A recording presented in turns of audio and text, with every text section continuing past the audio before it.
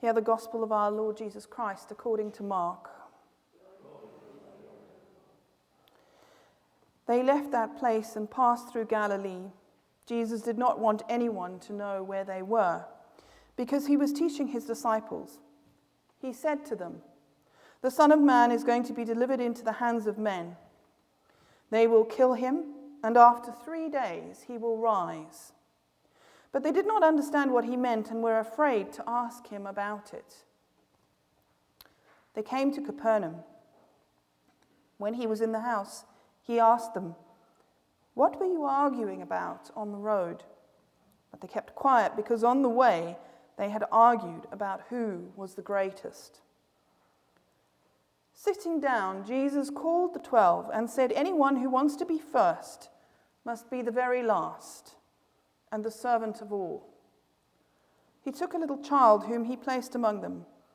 Taking the child in his arms, he said to them, "Whoever welcomes one of these little children in my name welcomes me.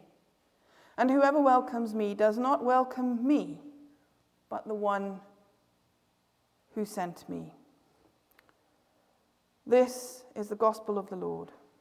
Praise to you, O Christ. Who wants to be first? I suppose it depends on what you might be first in line for. First in line for lunch? First in line for tickets to the football game? Or first in line tickets for your favorite concert? Our text today takes place not long after Jesus' transfiguration. His ministry here on earth was drawing to a close, and the cross loomed off in the distance. "What were you arguing about on the road?" he asked his disciples. Why were they arguing about who was the greatest?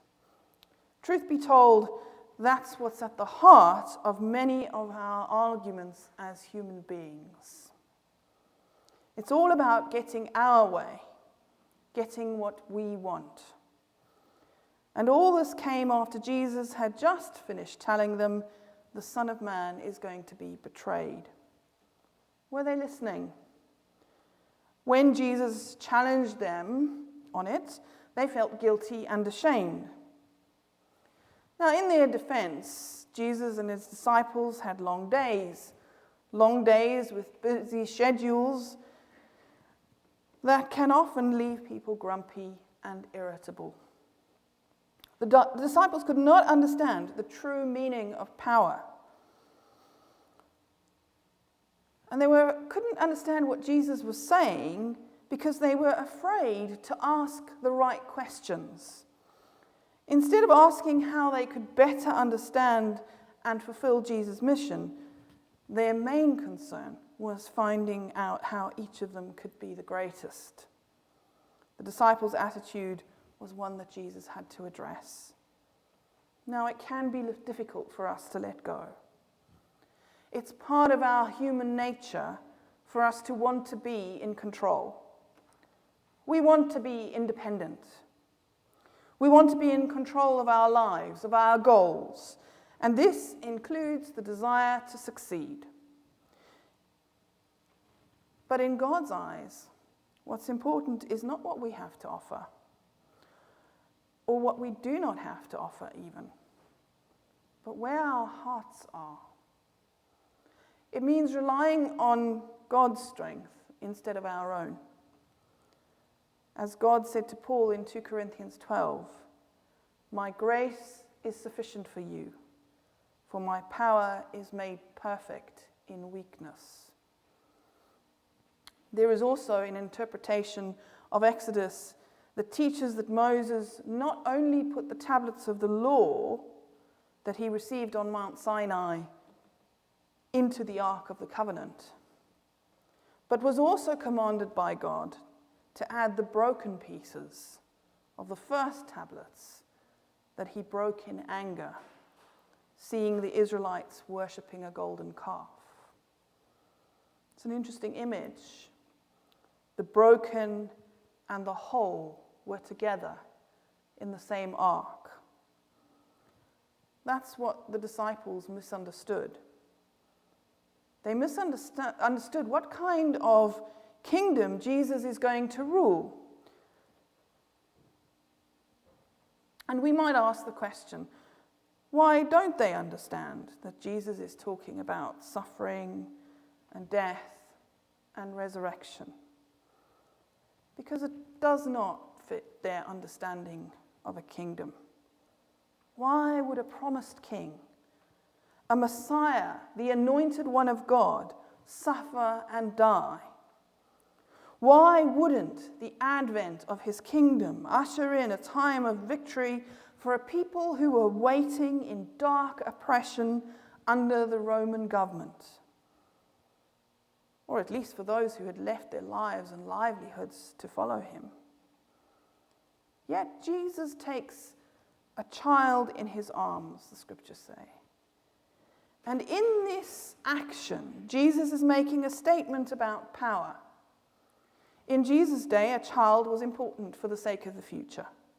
Parents needed to have children so that they would be cared for in old age, for the sake of the family name, because they needed someone to inherit wealth or property. But a child was still a child. He or she was vulnerable, prone to illness, helpless, and not a big contributor to the family economy. Jesus is making a stark statement about the values of the kingdom. His upside down, turn anything on its head, kingdom. When you welcome this child, you welcome me, Jesus says. Greatness is measured in humility. And then we hear in James this explanation how we can access the true source of wisdom. And it's interesting also, in our Old Testament reading, we have this wonderful image of this wonderful wise wife who intimidates us all, ladies. She can do everything.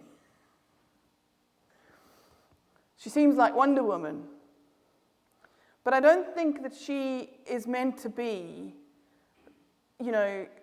a means for us to feel bad about ourselves. I think the image is to show us that image of humility and wisdom and hope, and the kind of image, whether we're men or women, that we can be to the world around us. The way that we can impact so many around us. She's described in the context of her community and her home. She's not going out and doing massive things thousands of miles away. She's in her community. She's living that wisdom. She's living that humility. She's living that hope. We're all called to that. That's what Jesus is talking about. So we hear in James chapter 1, verse 5, if any of you lacks wisdom, let him ask of God, who gives all liberally and without reproach, and it will be given to him. James says true wisdom comes from above. This is true wisdom. It is characterized by purity, peacefulness, being reasonable, mercy, good fruits, impartiality, and no hypocrisy. And those terms are reminiscent of what St. Paul says, and I finish with the words, those famous words from 1 Corinthians 13. Love is patient, love and is kind. Love doesn't envy. Love doesn't brag. It is not proud.